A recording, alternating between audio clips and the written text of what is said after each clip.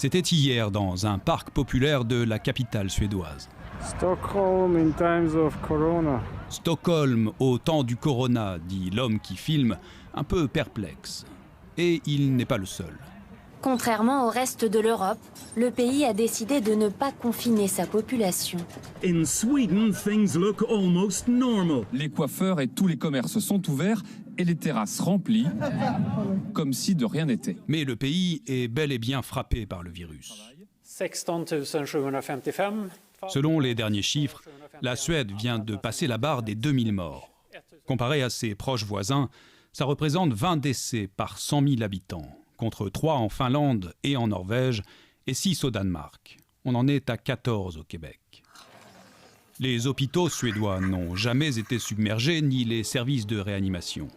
Et le pic de l'épidémie serait passé depuis 2 semaines déjà.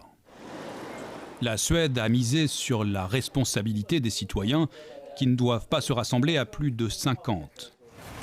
Mais pas de confinement obligatoire. Seuls les plus de 70 ans sont censés rester à l'écart. Interdiction de leur rendre visite.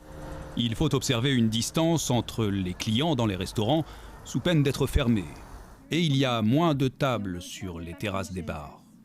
Si les universités ont fermé, pas les écoles, pour une raison simple. En laissant les enfants en classe, les parents peuvent continuer à travailler sans être tentés de les confier aux grands-parents.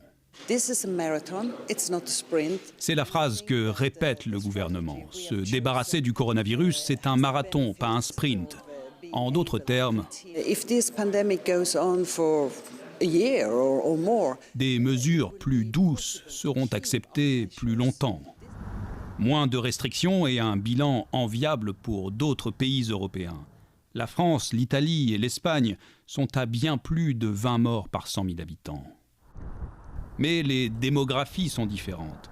La plus grande ville de Suède compte à peine 1 million d'habitants. Et le virus a révélé des inégalités. Les immigrés, qui vivent davantage de promiscuité, ont payé un plus lourd tribut que le reste de la population. D'ici le 1er mai, on estime qu'un quart des Suédois auront contracté la Covid-19. Mais le vrai bilan de la méthode suédoise devra attendre encore plusieurs mois.